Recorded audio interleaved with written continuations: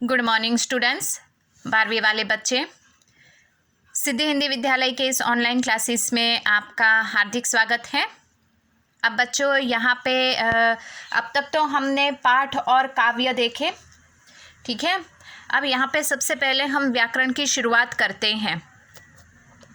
अब व्याकरण की शुरुआत जो है उसमें यहाँ पे किस प्रकार से है तो मैं आपको बता दूं कि 12वीं वालों को पूरा का पूरा व्याकरण है, जैसे कि उसमें संधि है, तत्सम है, तत्सम शब्द बनाइए, समास है, अलंकार है, छंद है, शब्द समूह के लिए एक शब्द है, मुहावरे के अर्थ देकर वाक्य प्रयोग है, सब है।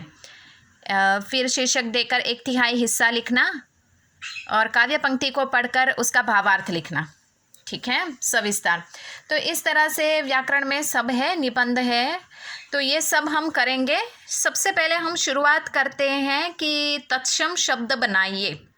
अब तत्सम आपको परीक्षा में पूछा जाता है कि निम्नलिखित शब्द को पढ़कर उसके तत्सम रूप लिखिए। तो तत्सम किसे कहते हैं पहले हम वो समझेंगे। वैसे तो ये डायरेक्टली तत्सम हमें पढ़ना है तो मैं तुरंत ही पढ़ा दूं, लेकिन सबसे पहले शुरुआती तौर से शब्दों से हम यहाँ पे शुरुआत करते हैं, ठीक है। शब्द से शुरुआत करते हैं तो सबसे पहले मैं यहाँ पे आपको शब्द विचार कि शब्द विचार किसे कहते हैं उसका यहाँ पे मैं आपको थोड़ी सी बातें बताती हूँ, ठीक है। शब्द विचार, मैंने ये देखो यहाँ पे हेडिंग लगाया है शब्द विचार। तो शब्द किसे कहते हैं? वर्णों के सार्थक समूह को शब्द कहते हैं। वर्ण क ख ग घ ग च छ ज ज ट, ये सब क्या है? वर्ण, ठीक है। ये वर्ण जो होते हैं 1 2 3 4 ऐसे वर्ण जब एक दूसरे के साथ सही जगह स्थान पर लगते हैं तब क्या बनते हैं? शब्द बनते हैं। अब यहाँ पे कुछ एक बातें याद रखने वाली कुछ एक बातें बताई गई है, जैसे कि ये पहला पॉइंट जो है, पहला मुद्दा, सभी शब्दों में वर्णों का प्रयोग किया जाता है, ठीक है। तो यहाँ पे स्पष्ट रूप से बताया गया है कि किस प्रकार से यहाँ पे शब्दों को महत्व दिया जाता है, किस तरह से उसकी योजना रचनाएं की जाती हैं। तो यहाँ पे सभी शब्दों में वर्णों का प्रयोग किया जाता है। तो बिल्कुल सही बात है बच्चों, क्योंकि शब्द, वाक्य किससे बनते हैं? शब्द से। शब्द किससे बनते हैं? वर्णों से। समझ में आया? तो सभी शब्दों में किसी न किसी वर्ण का तो इस्तेमाल किया ही जाता है। शब्दों का अर्थ अवश्य होता है।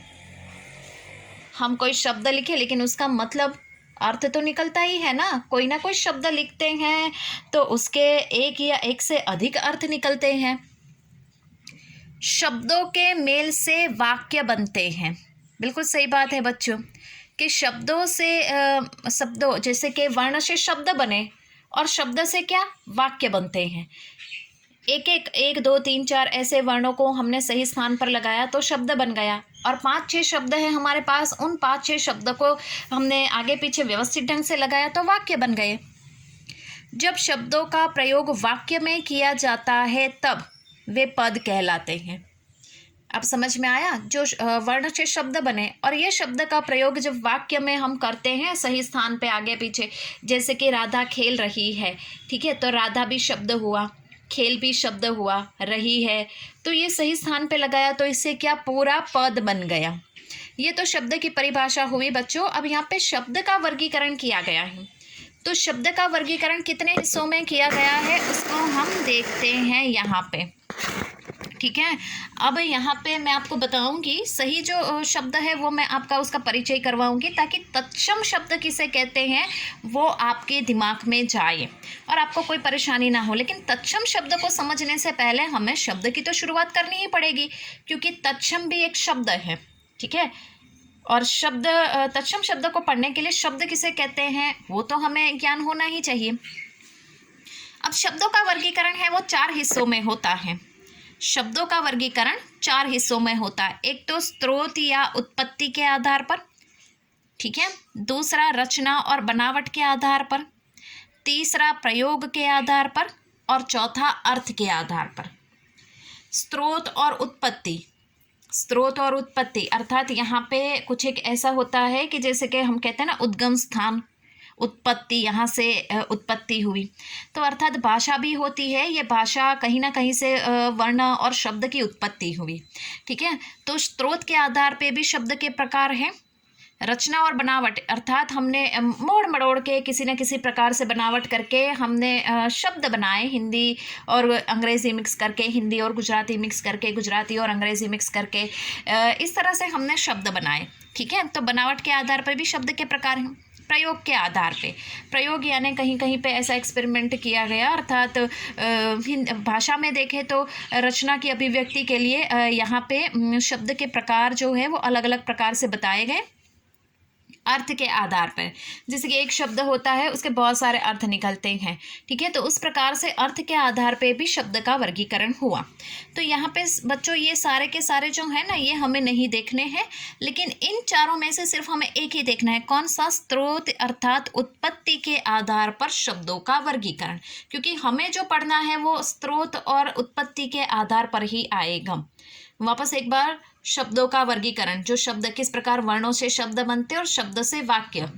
ठीक है, तो यहाँ पे शब्दों का वर्गीकरण 4 हिस्सों में किया गया है। उसमें पहला जो है स्रोत के आधार पे, तो बच्चों हमें पढ़ना भी वही है, स्रोत के आधार पर शब्दों का वर्गीकरण। तो किस प्रकार से स्रोत के आधार पर शब्दों का वर्गीकरण होता है वो देखते हैं। पहले तो मैं ये थोड़ा सा पढ़ लेती हूँ ताकि आपके दिमाग में ये पूरा फिट हो जाए।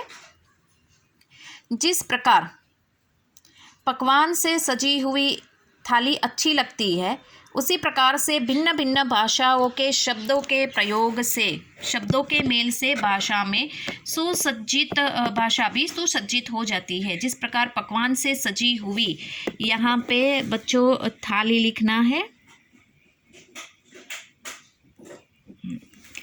अब ठीक है, जिस प्रकार पकवान से सजी हुई थाली अच्छी लगती है, उसी प्रकार से भिन्न भिन्न भाषाओं के शब्दों के मेल से भाषा भी सुसज्जित हो जाती है। हिंदी भाषा में संस्कृत, फारसी, अंग्रेजी आदि कई भाषाओं के शब्द आ गए हैं। इस प्रकार उत्पत्ति के आधार पर शब्दों के 4 प्रकार हैं। अब समझ में आया? स्रोत के अर्थात उत्पत्ति, स्रोत भी कहो या उत्पत्ति भी कहो, शब्द की उत्पत्ति किस प्रकार से हुई उसके बारे में है। तो उत्पत्ति के आधार पे भी शब्द के 4 प्रकार होते हैं। जैसे कि उदाहरण के तौर पे हमें बताया गया है, जैसे कि एक थाली होती है, थाली में तरह तरह के पकवान होते हैं और सुंदर तरीके से उसको सजा के रखते हैं, तो वो थाली कितनी सुंदर लगती है। बिल्कुल उसी प्रकार से भाषा भी जो होती है, उसमें भी भिन्न भिन्न भाषा, शब्दों में भी अगर भिन्न भिन्न भाषा का प्रयोग किया जाए, तो जैसे कि जो शब्द उदाहरण के तौर पे बताऊं, एक शब्द हिंदी में से लिया गया, एक अंग्रेजी में से, एक गुजराती में से, एक और भाषा में से, तो इन शब्द अलग अलग भाषाओं में से जो शब्द लिए जाते हैं उसको भी हम एक ही भाषा में, एक ही जैसे कि रचना में अभिव्यक्त कर सकते हैं। जैसे कि हम कोई कविता लिखते हैं, उसमें फारसी शब्द लिया, उसमें अंग्रेजी, उसमें हिंदी, समझ में आया? तो इस तरह से हम शब्द को लेकर भी रचनाओं का निर्माण कर सकते हैं, तो भी वो बहुत ही सुंदर और आकर्षित भाषा लगती है। तो इस प्रकार से हिंदी भाषा में भी अंग्रेजी शब्द, फारसी शब्द, संस्कृत शब्द आए हैं। उसको क्या कहते हैं? उत्पत्ति। ठीक है, तो उत्पत्ति के आधार पे भी वापस अब यहाँ पे शब्दों के 4 प्रकार हैं। तो बच्चों आज के इस वीडियो में हम यहाँ तक रुकते हैं। आने वाले वीडियो में कौन से उत्पत्ति के आधार पर शब्दों के कौन से 4 प्रकार हैं वो देखेंगे। तब तक के लिए थैंक यू।